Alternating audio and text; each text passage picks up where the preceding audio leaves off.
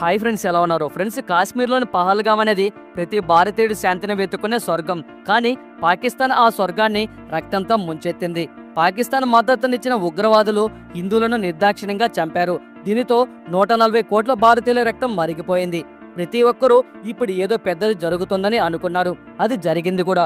కానీ ఈసారి 2016 surgical strike లేదా 2019 బాలకోట ఎయిర్ స్ట్రైక్ జరగలేదు. ఎందుకంటే ఈసారి భారత ట్యాంకులను నడపలేదు, మిస్సైళ్లతో దాడి చేయలేదు. బదులుగా భారత్ ఒక అసాధారణ యుద్ధాన్ని ప్రారంభించింది. ఇది రక్తం పారించదు కానీ పాకిస్తాన్ను నీటి కోసం బొటాబొటీగా తప్పించేలా చేస్తుంది. ఫలితంగా పాకిస్తాన్లో పొయ్యిలు ఆరిపోతాయి, పిల్లలు దాహంతో తడమడతారు, ఉద్యోగాలు గల్లంతవుతాయి, కర్మాగారాలు మూతపడతాయి, ఆసుపత్రులు నాశనమవుతాయి, కరాచీ, లోహర్ వంటి నగరాలు చీకటిలో మునిగిపోతాయి, కూరగాయల ధరలు ఆకాశాన్ని తాగుతాయి, పొలాలు ఎండిపోతాయి, రైతులు ఆకలితో అలమటిస్తారు, ప్రజలు రోడ్లపైకి వస్తారు. అతి ముఖ్యంగా మరణం బుల్లెట్లతో కాదు, దాహంతో సంభవిస్తుంది. ఎందుకంటే భారత్ పాకిస్తాన్ పై ఒక అస్త్రాన్ని ప్రయోగించింది. ఇది రక్తాన్ని పారించదు కానీ దాహంతో తడమడేలా చేస్తుంది. ఈసారి భారత్ చేసింది వాటర్ స్ట్రైక్. పాకిస్తాన్ ఆర్థిక వ్యవస్థను విచ్ఛిన్నం చేసే ఒక దాడి. భారత్ పాకిస్తాన్ ను మోకాళ్లపై ఎలా తీసుకొచ్చిందో తెలుసుకుందాం. కానీ ముందుగా కామెంట్ బాక్స్ లో జై హింద్ జై భారత్ అని రాసి ఈ ఛానల్ సబ్స్క్రైబ్ చేయండి. ఈ అభివృద్ధి అంతా ఈ వీడియోలో అర్థం చేసుకుందాం. కానీ ముందుగా ఈ వీడియోకి లైక్ చేసి ఛానల్ సబ్స్క్రైబ్ చేయండి. ఎందుకంటే ఇది మీకు ఒక సెకండ్ పని, కానీ మాకు ఇది చాలా పెద్ద సహాయం. ఫ్రెండ్స్, పహల్గామ్ లో ఉగ్రవాదులు నిరపరాధి హిందువులను చంపినప్పుడు అది భారత్ ఓర్పు యొక్క చివరి స్థానం. ఆలోచించండి. తమ హనీమూన్ కోసం వెళ్లిన వారు, కుటుంబంతో సంతోషాన్ని వెతుక్కున్నవారు, ఉద్యోగం తర్వాత కొంత శాంతిని కోరుకున్నవారు, వారందరినీ పాకిస్తాన్ నిర్దాక్షిణ్యంగా చంపింది. ఇది కేవలం దాడి మాత్రమే కాదు, భారత ఆత్మపై దాడి. పాకిస్తాన్ గతంలో కూడా ఇలాంటివి చాలాసార్లు చేసింది. 1965, 1971 యుద్ధాలు, 1993 ముంబై బాంబు దాడులు, 2001 పార్లమెంటు దాడి, 2008 ముంబై నరమేధం, 2016 ఉరి దాడి, 2019 పుల్వామా దాడి. ప్రతిసారి పాకిస్తాన్ భారత్ను సవాలు చేసింది. కానీ భారత్ ప్రతిసారి మానవత్వాన్ని చూపించింది. సింధు జల ఒప్పందాన్ని నిబంధనతో పాటించింది. ఇది పాకిస్తాన్ జీవనాడి. కానీ ఈసారి భారత్ చెప్పింది ఇక చాలు. పహల్గామ్ ఘటన భారత్ ఓర్పును బద్దలు చేసింది. భారత్ ఆ ఒప్పందాన్ని రద్దు చేసింది. ఇది పాకిస్తాన్ కు నీటిని అందిస్తుంది. అంతేకాదు భారత్ 5 కీలక దశలను తీసుకుంది. ఇవి పాకిస్తాన్ ను దౌత్యపరంగా, ఆర్థికంగా, వ్యూహాత్మకంగా కుదేలు చేశాయి. అటారీ సరిహద్దు మూసివేత. భారత్ పాకిస్తాన్ వాణిజ్యం శాశ్వతంగా నిలిపివేయబడింది. ఇకపై ఒక్క ధాన్యం కూడా పాకిస్తాన్ కు వెళ్లదో లేదా రాదు. సింధు జల ఒప్పందం రద్దు.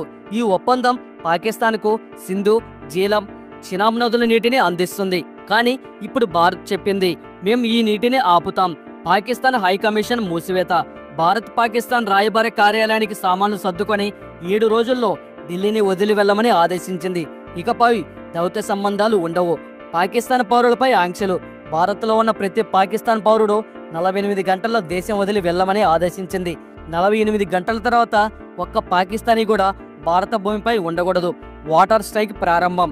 భారత్ నీటిని ఆపే నిర్ణయం తీసుకుంది. ఇది పాకిస్తాన్ను నీటి కోసం తప్పించేలా చేసే అస్త్రం. ఈ 5 దశలు కేవలం దశలు కాదు, పాకిస్తాన్ వీపును విరిచే 5 ఘాతుక దెబ్బలు. సింధు ఒప్పందం గురించి మాట్లాడితే సింధు నది మరియు దాని ఉపనదులైన జీలం, చినాబ్ పాకిస్తాన్ జీవనాడి. ఈ నదులు 4 దేశాల గుండా ప్రవహిస్తాయి మరియు 20 కోట్ల మంది అవసరాలను తీరుస్తాయి. 1960లో పండిత జవహర్ లాల్ నెహ్రూ ఈ ఒప్పందంపై సంతకం చేశారు. దీని ప్రకారం పాకిస్తాన్కి సింధు, జీలం, చినాబ్ నీరు లభిస్తుంది. అయితే భారత్కు రవి, వ్యాస్, సట్లెజ్ నీరు లభిస్తుంది. పాకిస్తాన్లో 80% వ్యవసాయం, 93% నీటి అవసరాలు, విద్యుత్ ఉత్పత్తితో పెద్ద వాటా ఈ నదులపై ఆధారపడి ఉంది. కానీ ఇప్పుడు భారత్ చెప్పింది ఈ నీరు ఇక మాది. భారత్ నీటిని ఆపితే పాకిస్తాన్లో విధ్వంసం సంభవిస్తుంది. ఏమవుతుందో చూద్దాం. వ్యవసాయ విధ్వంసం. పాకిస్తాన్లో 80% వ్యవసాయం సింధు మరియు దాని ఉపనదులపై ఆధారపడి ఉంది. నీరు లేకపోతే పొలాలు బీడుగా మారుతాయి, పంటలు నాశనమవుతాయి, రైతులు ఆకలితో అలమటిస్తారు. నీటి కొరత. కరాచీ, లోహర్, మల్తాన్ వంటి పెద్ద నగరాల్లో నీటి సరఫరా నిలిచిపోతుంది. ప్రజలు ఒక్క గ్లాసు నీటి కోసం తప్పిస్తారు. తల్లులు తమ పిల్లల కోసం నీటిని వెతుక్కుంటూ తిరుగుతారు. విద్యుత్ సంక్షోభం. సింధు నదిపై ఉన్న హైడ్రో పవర్ ప్రాజెక్టులు పాకిస్తాన్ విద్యుత్ యొక్క ప్రధాన వనరు. నీరు ఆగితే విద్యుత్ ఉత్పత్తి నిలిచిపోతుంది. కరాచీ, లోహర్ వంటి నగరాలు చీకటిలో మునిగిపోతాయి. ఆర్థిక సంక్షోభం. కర్మాగారాలు మూతపడతాయి, ఉద్యోగాలు గల్లంతవుతాయి, పెట్టుబడిదారులు పారిపోతారు, మార్కెట్లో అస్థిరత పెరుగుతుంది, పంటల కొరత వల్ల ధాన్యాలు కూరగాయల ధరలు ఆకాశాన్ని తాగుతాయి, పేద కుటుంబాలు ఆకలితో చనిపోతారు, సామాజిక అశాంతి, ప్రజలు రోడ్లపైకి వస్తారు, ప్రభుత్వంపై ఆగ్రహం వ్యక్తం చేస్తారు. ఇప్పటికే ఆకలి ఆర్థిక సంక్షోభంతో సతమతమవుతున్న పాకిస్తాన్ను ఈ వాటర్ స్ట్రైక్ పూర్తిగా నాశనం చేస్తుంది. ఇప్పుడు కొందరు ఆలోచిస్తూ ఉండవచ్చు, రేపటి నుండే పాకిస్తాన్ నాశనం అయిపోతుందా? దీనికి సమాధానం లేదు. ఈ మార్పులు రాత్రికి రాత్రి రావు. నీటిని ఆపడానికి భారత్ పెద్ద ఆనకట్టలను నిర్మించాలి. ఇది సమయం తీసుకుంటుంది. పాకిస్తాన్ వద్ద ఇప్పటికీ జలాశయాలు, భూగర్భ జలం, చిన్న కాలువలు ఉన్నాయి. ఇవి కొన్ని నెలల పాటు పనిచేయగలవు. వర్షం మరియు హిమానీనాథాల నీరు కూడా కొంత ఉపశమనం ఇవ్వవచ్చు. కానీ నిజం ఏమిటంటే దీర్ఘకాలంలో పాకిస్తాన్ పరిస్థితి దిగజారుతుంది. వ్యవసాయ సంక్షోభం, విద్యుత్ సంక్షోభం, నీటి సంక్షోభం, ఉద్యోగ సంక్షోభం ఇవన్నీ పాకిస్తాన్ను లోపల నుండి బోల్తా కొట్టిస్తాయి. ప్రతి పాకిస్తానీ హృదయంలో భయం పెరుగుతుంది.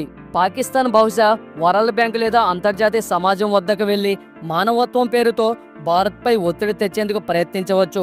కానీ భారత్ నిర్ణయం గట్టిగా ఉంది. ఉగ్రవాదానికి వ్యతిరేకంగా ఈ చర్య తీసుకున్నాము, ఇక వెనక్కి తగ్గము.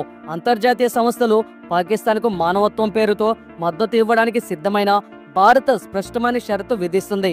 మా కాశ్మీర్ను మాకు తిరిగి ఇవ్వండి, మీరు ఇక్కడ సమీపంలో కూడా తిరగకండి. ఈ వాటర్ స్ట్రైక్ పాకిస్తాన్కు కేవలం పాఠం నేర్పడమే కాదు, ప్రపంచానికి భారత శక్తిని చాటి చెప్పే సందేశం. ఇది కాశ్మీర్లో చనిపోయిన నిరపరాధులకు నివాళి. హనీమూన్ కోసం వెళ్లిన వారు, కుటుంబంతో సంతోషాన్ని వెతుక్కున్నవారు, జీవితంలో కొంత ఉపశమనం కోరుకున్నవారు, వారి కోసం ఇది న్యాయం. పాకిస్తాన్ భారత్ మానవత్వాన్ని తప్పుగా ఉపయోగించుకుంది. ఇప్పుడు భారత్ స్పష్టంగా చెప్పింది, నీవు బ్రతకాలనుకుంటే భారత్పై దురాఘాతాలు చేయకు. ఈ యుద్ధం రక్తంతో కాదు, నీటితో జరుగుతుంది. కానీ దాని ప్రభావం అంత లోతుగా ఉంటుంది. పాకిస్తాన్ శతాబ్దాల పాటు దాని గుండెల్లో ఈ గుండెని వింటుంది. ఫ్రెండ్స్, ఈ వాటర్ స్ట్రైక్ భారత శక్తికి చిహ్నం. ఇది చరిత్రలో దాహం యొక్క దాడికి నమోదవుతుంది. ఇది కాశ్మీర్లో తమ ప్రాణాలను కోల్పోయిన షహీదులకు నిజమైన నివాళి. భారత స్పష్టం చేసింది, ఇక ఏ దేశం భారత సున్నితత్వాన్ని దుర్వినియోగం చేయలేదు. మీకు ఏమనిపిస్తుంది? భారత్ నిర్ణయం సరైనదా? ఈ వాటర్ స్ట్రైక్ పాకిస్తాన్కు పాఠం నేర్పుతుందా? కామెంట్లో మీ అభిప్రాయాన్ని తప్పక చెప్పండి. ఈ వీడియోని లైక్ చేసి మీ స్నేహితులతో షేర్ చేయండి, తద్వారా వారికి కూడా సమాచారం అందుతుంది. ఇలాంటి మరెన్నో అద్భుతమైన వీడియోలను మీరు మిస్ కాకుండా ఉండాలి అంటే మన ఛానల్కి ఇప్పుడే సబ్స్క్రైబ్ చేసుకొని పక్కన ఉన్నటువంటి బెల్ ఐకాన్ క్లిక్ చేసి యాక్టివేట్ చేసుకోండి. మేము ముందుగా ఏ వీడియో అప్లోడ్ చేసినా మీ మొబైల్కి అయితే ఖచ్చితంగా నోటిఫికేషన్ అనేది వస్తుంది. Thanks for watching. నెక్స్ట్ వీడియోలో మళ్ళీ కలుసుకుందాం. జై హింద్.